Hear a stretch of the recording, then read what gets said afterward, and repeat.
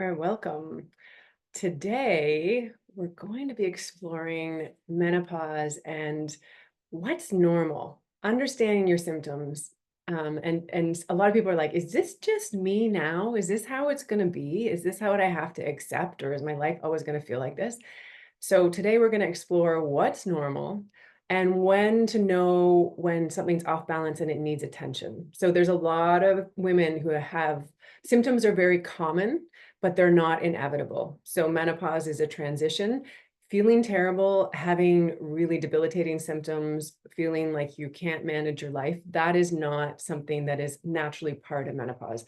That is a sign that something's off of balance and needs attention. And there are things that are going to change. Changes are normal at menopause. So we're transitioning to a new stage of life. So it's really important that you understand what I always say your body's talking. Somebody can whisper, like, please don't do that anymore. And other times it's like, my God, stop it. So then we're talking, it's screaming at us. So we want to understand when there's a gentle tug at our sleeve to just pay attention and shift, but it's part of a normal transition.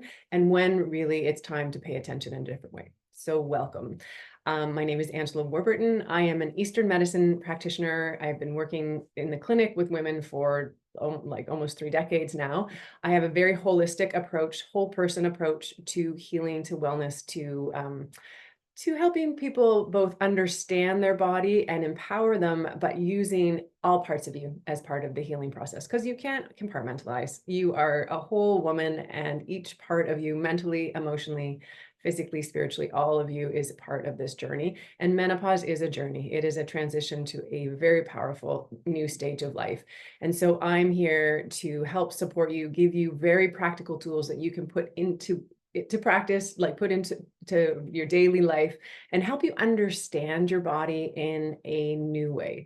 And hopefully transition this time with a little more ease, a little more grace, and dare I say, a little excitement, because this is a very powerful stage of life. It's called the second spring in Eastern medicine, and it is a time where you really step in. I think of it as a funnel or a portal into this third stage of life. And well, let's talk a little bit about it today. So welcome.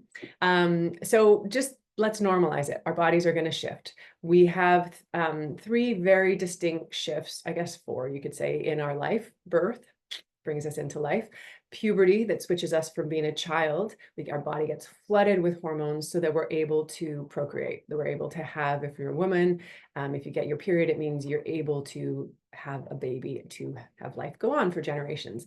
And then at the end, sort of 30s and 40s, the body's like, hey, you know what? This takes a lot of resources to build up this lining, to develop an egg and follicle. And so it's like, I'm going to stop losing blood and losing these resources and reprioritize that energy. We say that the energy goes from the uterus into the heart at menopause, but it's really about conserving energy. And our body, our mind, our psyche is going to do this on all levels. Our hormones go from being flooded, where we have these very distinct cycles in the follicular phase, we ovulate, luteal, then we have a period if we're not pregnant. And then we, instead of having those big fluctuations, we go a little bit to more of a flat line of hormones. This isn't bad. This is just the way it was before we had our periods, and now this will be the way it is after. So there's going to be a big change because the body's hormones are just naturally changing. We're not going to have those big times of estrogen or progesterone being more dominant. And so so some of this is normal. And as your body transitions through perimenopause, it's going to be a bit weird, like what's going on and what am I feeling? So some of this is normal. And when we start to lose some of those, we have less estrogen, let's say, in our system. Estrogen is a very plumping, very moistening hormone. It changes our brain chemistry. It changes when we work with the different hormones. It changes our libido. So there's a whole bunch of fluctuations that happen, and so you're going to automatically notice some changes with sleep, with body sizes, where we hold a little bit more weight. Brain changes, because we go from a more of a, I did a whole section on how our brain changes around menopause, but we go from a brain that's like firing on all cylinders to becoming a little more delineated. This isn't a bad thing. It just means that we have to become a little more single focused versus multitasking. And that can feel really discombobulating for people, because you can't remember things in the same way, or you just aren't as sharp in some ways, and we want to take care of our brain for sure. So see that video if you want to know more about that. And so just knowing that you are not going to be the same after menopause than you were before, and you shouldn't be. It's this second spring. It's really about funneling. You've at this point in your life, when you're going through perimenopause and menopause, you've lived. You know yourself better than you ever have before. You have experience, you have wisdom, you know what you like and what you don't like. And so instead of just like, oh, I can do it, I can do it, I can do it, because we don't have as many resources, your body's going to be like, I don't want to do that anymore. And so if you're intolerant, if you just don't, you're dread on things, if you get depressed about having to show up in the same way as you have in the past, that's a sign that something needs to change. Something else is wanted of you. The beautiful thing with this shedding is it's really helping you narrow in your life force for something that's both passionate you're about, or that you're actually interested in, or that you actually want to put your energy in towards. So all this is normal. Unfortunately, in our Western world, we have in Western culture, some of the worst symptoms anywhere in the world. So most women associate menopause, and this is a lot of the messaging that we get, menopause with a series of very unpleasant, negative, debilitating symptoms. And we've actually, a lot of practitioners will label it as something you have to overcome or get through, or get over. And menopause isn't something to get over. It is something that is happening as a transition. And these symptoms are very common in North America, but not normal in many ways, and not in the sense of that it's not inevitable. Uh, Places in the world have very different symptoms. So in Japan, women tend to get more headaches or shoulder stiffness and more chilliness than they do hot flashes. They didn't actually have a word for hot flash. Women just didn't tend to experience that during menopause. In Nigeria, the women list joint pain as their number one concern, their most common menopause symptom. Filipino women list headaches first and hot flashes last. So I'm sure if you have other friends that are postmenopausal, perimenopausal, everyone's different. And that's the thing, our body is an ecosystem, and your body is going to be unique. Your symptoms are going to be unique to you because of how you're living, how you're eating, your history, your emotions, your workload, your stress load, all of that is going to affect you. I say your body's like an ecosystem. And when you understand what's happening, you're going to be better equipped to deal with the symptoms. And what's really interesting is how a society views menopause.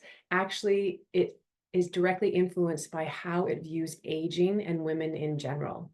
So we have a society in the Western world that youth is better than aging. And so when we think there's something wrong with getting old, then we resist it. And if we equate menopause with aging, it's something to be resisted with every part of us and just stay young. That's a problem. And because in a lot of cultures where menopause is viewed in a more positive light, and where it's actually for some women, once they go through menopause, they are offered more freedom, things that are possible for them then, releasing constraints or prohibitions that were imposed when they were menstruating women. And some cultures, even in Thailand, they have a ceremony for women as they go through menopause. Isn't that wonderful? And you think a lot of women or a lot of people are actually celebrating when their daughters are getting their periods. And I think this is a beautiful thing, as opposed to, I remember when I first was young, it was people were referring to it as the curse and it's terrible. And oh my God, trying to hide. I was quite young when I got my period, and I was like, oh my God, don't let anybody know. It was more shameful versus something that's normal, it's natural, and to be celebrated. Same thing is there for menopause. So let's just put that container that it is a normal thing. It is a healthy thing, the body conserving energy for longevity. It's also helping you get really clear where you want to put your energy, what's interesting, what is in alignment, and what is out of alignment. So all that is normal. And I'll just say, it doesn't mean it's comfortable or necessarily easy. So there is a transition. You do need to create more time and space for yourself so that you can actually listen and hear what it is that wants to be heard, or really giving yourself the time and space to understand what might be influencing your symptoms. So I know I know a lot about the body and really take good care of myself. And then as I was going through perimenopause, I started to get hot flashes, but usually only when it was something emotional. So if I get like, oh, kind of frustrated about something, or I'd be really hard on myself and shame myself, it was kind of like this, it would just click everything into gear and then I'd get a hot flash. And when I made that correlation, and it's like, maybe I should stop being so hard on myself, or maybe I should deal with that emotional thing versus internalizing it or stuffing it down. So there can be subtleties to the emotional side, but then also how things show up in the body. So certainly food is a huge component. I just did a section on actually building healthy hormones naturally so that you can understand what you can do to make sure that not only are you getting the building blocks for healthy hormones, but you're cutting the leaks. I like to think of it as like a bucket. And if you have these leaks, you keep trying to put stuff in the bucket, but it's not going to fill up because you have these leaks. And so it's like, why build like plugging those leaks, and so that you're putting in the right foods, but your body's actually able to break it down and to absorb what you're putting in. So making those hormones available. And so that's part of it. And then in Eastern medicine, it's quite brilliant at being able to show you to diagnose and look at the body as this ecosystem. So many people come in, women come in and see me and they're like, oh my God, I have this, I have this, I have this, I'm falling apart. Like, no, all these different things are part of the same pattern, the underlying pattern, the way your body's trying to talk to you. And when you understand the pattern and are able to treat that, then your symptoms, all these various things can improve. So some women, you'll notice they might be really dry, have hot flashes quite a bit. We say they might have 5-centered heat. So hot hands and feet and cheeks get really red, might wake up all through the night, sweating quite a bit, dry, dry, dry. So that could be dry eyes, dry nails, dry skin. I'm going to do a whole thing on tongue diagnosis so you can start reading your tongue, because that's a huge part of Eastern medicine, reading the body. But if the tongue is really red and dry and cracked, that's a sign that there's not enough moisture. This is what we call a yin deficiency in the body. And that relates a lot to estrogen, the feminine hormones, progesterone, a lot about moisture levels in the body, too much heat. It's like the cooling aspect. So estrogen is a very cooling hormone. When it's depleted, and we have, sort of, if this is balanced, we have heating, cooling, heating, cooling. And when we get depleted, all of a sudden we're going to get these flushes of heat because we don't have enough of the more cooling substances or the cooling hormones. So sort of like Chinese medicine 101, like 5,000 years in 5 minutes. So just bear with me, but that's one pattern we can see.